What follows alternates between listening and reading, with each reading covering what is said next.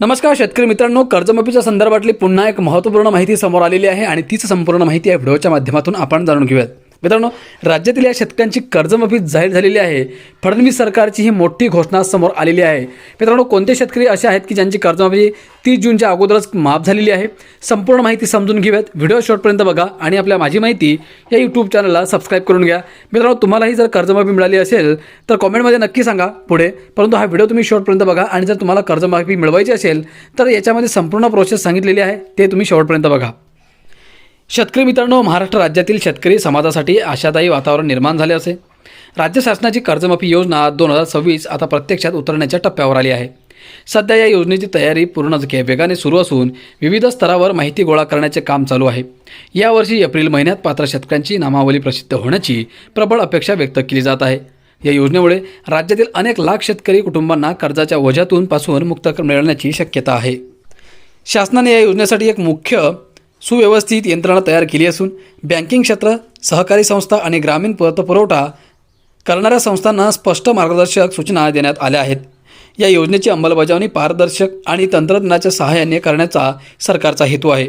Digital पद्धतीद्वारे शेतकऱ्यांची माहिती संग्रहित करून त्यांची योग्य पडताळणी केल्यानंतरच कर्जमाफीचा लाभ देण्याचे ठरवण्यात आले आहे. सहकारी आयुक्तांचे महत्त्वाचे निर्देश.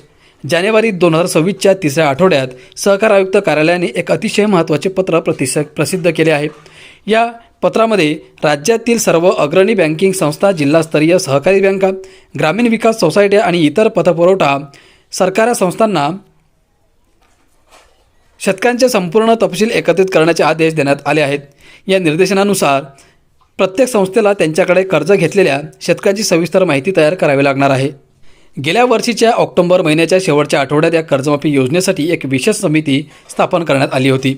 या समितीचे काम आता अंतिम टप्प्यात पोहोचले असून त्यांनी सादर केलेल्या अहवालाच्या आधारे पुढील कारवाई सुरू झाली आहे.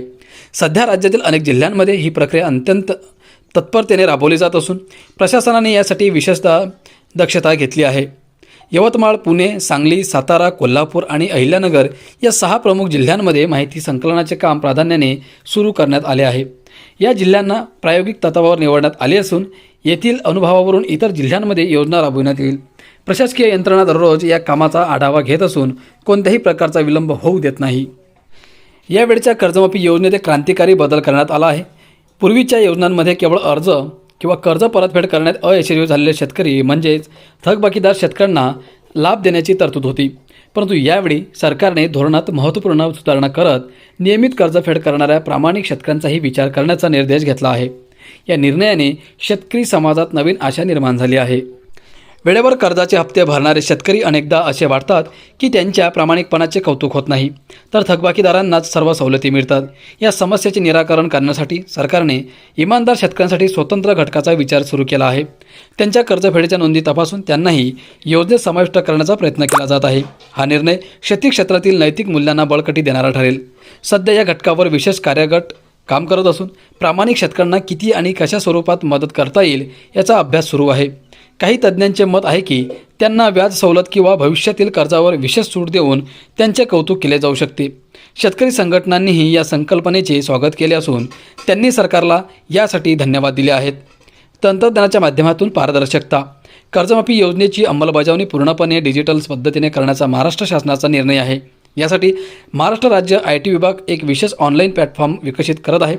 या पोर्टलवर सर्व शेतकऱ्यांची माहिती एका ठिकाणी उपलब्ध राहील आणि त्यावर प्रक्रिया करणे सोपे होईल. बँक आणि सहकारी संस्थांनी गोळा केलेली सर्व माहिती या पोर्टलवर अपलोड करणे आवश्यक आहे.